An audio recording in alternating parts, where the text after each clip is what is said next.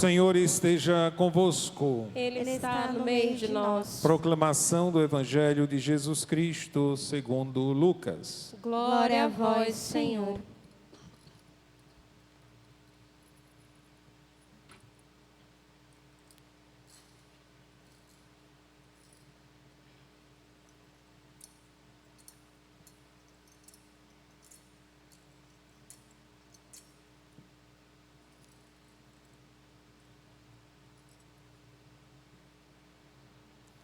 Naquele tempo, as multidões perguntavam a João: que devemos fazer? João respondia: quem tiver 2 túnicas, dê uma a quem não tem.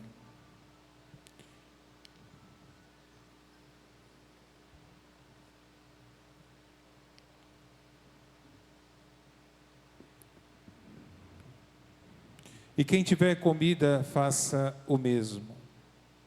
Foram também para o batismo cobradores de impostos e perguntaram a João: Mestre, que devemos fazer? João respondeu: não cobreis mais do que foi estabelecido. Havia também soldados que perguntavam: e nós, que devemos fazer? João respondia: não tomeis à força dinheiro de ninguém, nem façais falsas acusações. Ficai satisfeitos com o vosso salário.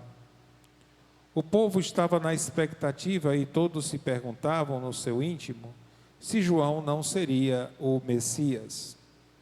Por isso João declarou a todos: eu vos batizo com água, mas virá aquele que é mais forte do que eu.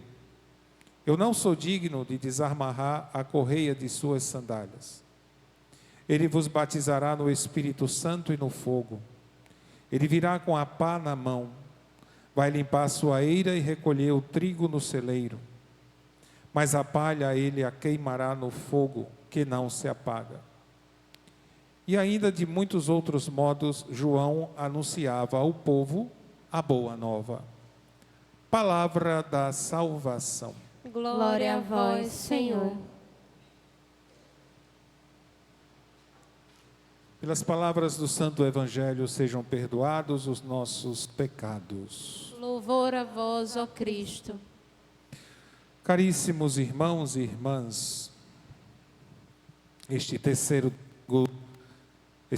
domingo do Advento, chamado Gaudete, que quer dizer alegrai-vos, é o domingo da alegria.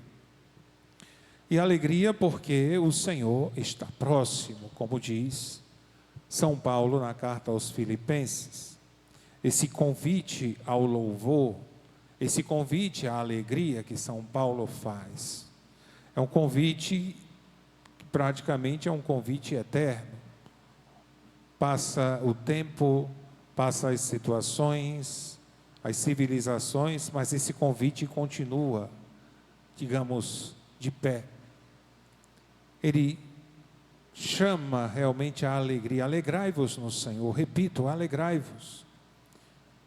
Que a vossa bondade seja conhecida de todos os homens, porque o Senhor está próximo. E realmente, nesse terceiro domingo do Advento, nos aproximamos do Natal. Nos aproximamos do Natal. O Senhor está próximo. Celebrar o Natal, celebrar a presença de Deus, o Deus que se encarnou. E esse o Senhor está próximo também, nos convida a estarmos vigilantes, mas não numa vigília triste, amedrontada, mas numa vigília com alegria, porque o Senhor virá. O Senhor virá, a sua segunda vinda.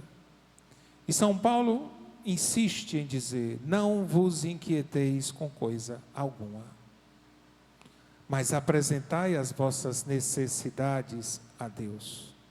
Qual é a necessidade que eu tenho? Nós poderíamos aqui elencar muitas necessidades materiais que temos, mas qual é a real necessidade que nós temos, que nós precisamos?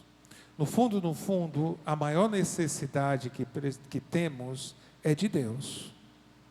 a necessidade de Deus em nossa vida. Deus está próximo, Deus é presente, mas temos necessidade dele, precisamos dele. Por isso, esse tempo é um tempo que nos preparamos para acolhê-lo, porque é uma necessidade profunda do nosso coração de Deus. Nosso coração que foi criado para Ele, nossa vida que foi criada para Ele, tem necessidade dele. E muitas vezes as necessidades que temos, ou a necessidade de Deus, ela se mostra, ou queremos preencher essa necessidade com outras coisas, com necessidades materiais, numa tentativa de preencher esse espaço. Mas esse espaço é somente e pertence somente a Deus. Então São Paulo diz: apresentai as vossas necessidades em orações e súplicas, acompanhadas de ação de graça. O nosso pedido, a nossa súplica, deve ser sempre acompanhada com uma gratidão, com essa gratidão que expressa justamente que Deus é o tudo em mim. Essa gratidão que é o Senhor ou deu ou não deu, não importa.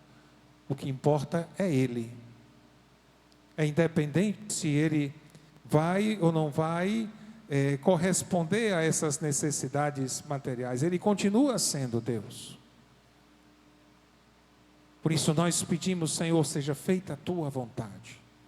Então a vontade dEle é que prevalece.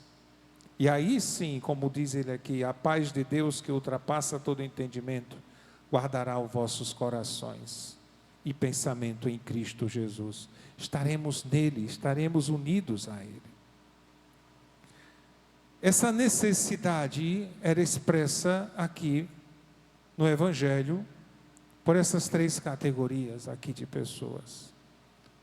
Uma multidão que perguntava a João Batista o que se deviam fazer, o que deveriam fazer.